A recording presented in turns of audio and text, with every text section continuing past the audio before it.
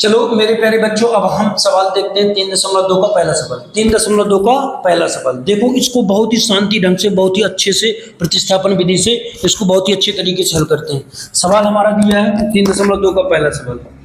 सवाल दिया है x प्लस वाई बराबर 14। क्या दिया है? x प्लस वाई बराबर 14 और x माइनस वाई बराबर 4।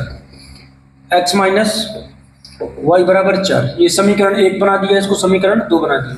डरना नहीं है, डरना नहीं है, डरना नहीं है, शांति से लगाना है सवाल को। प्रतिस्थापन विधि बहुत ही शांतिपूर्वक, बहुत ही ध्यानपूर्वक सुनना है, देखना है इधर ध्यान से। मैंने कहा समीकरण 1 से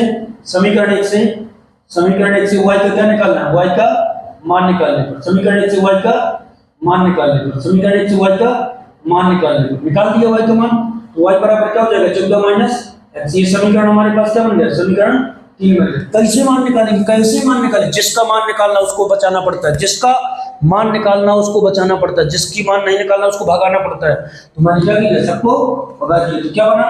ये बन गया समीकरण 3। अब क्या करेंगे? समीकरण 2 में y का मान रखने पर, समीकरण 2 में y का मान रखने पर क्या किया मैंने? समीकरण 2 में y का मान रख दिया। समीकरण 2 क्या है? x माइनस वाई बराबर 4, x माइनस वाई बराबर 4 रख दो मान, माइनस 14 माइनस x बराबर क्या हो जाएगा? 4।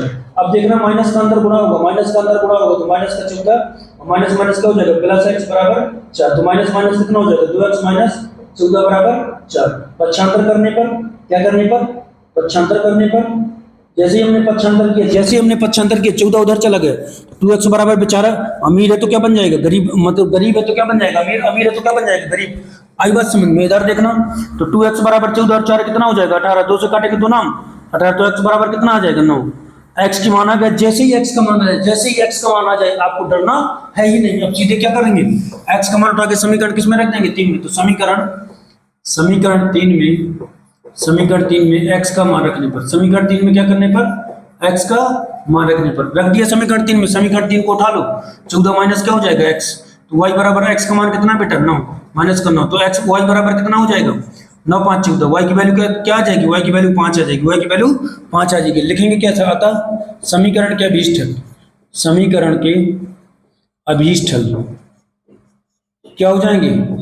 x बराबर 9 और y बराबर 5। आई बात समझ में कि नहीं आई? यही हमारा क्या हो जाएगा? आंसर। तो थैंक यू, धन्यवाद। और सवाल को बहुत ही ध्यानपूर्वक देखना है कि सबसे पहले y का मान निकालना है। y का मान निकालेंगे, समीकरण 3 बनेगा। समीकरण 3 बना लेना। समीकरण 3 जैसे बनाएंगे, समीकरण 3 से y का मान निकाल के कहां रखेंगे? समीकरण 2 में रख देंगे। जैसे ही समीकरण 2 में मान रखेंगे, तुरंत हमारे पास किसका मान आ जाएगा? x का मान आ जाएगा। जैसे ही x का मान आएगा, लोग टीचर बोलते हैं कि समीकरण 3 में ही रखना, कोई टेंशन नहीं, जिसमें तुम्हारी इच्छा हो रखो। समीकरण 1 में रखो, समीकरण 2 में रखो, समीकरण 3 में रखो, आंसर तुम्हारा वही आएगा। थैंक यू, धन्यवाद, जय हिंद।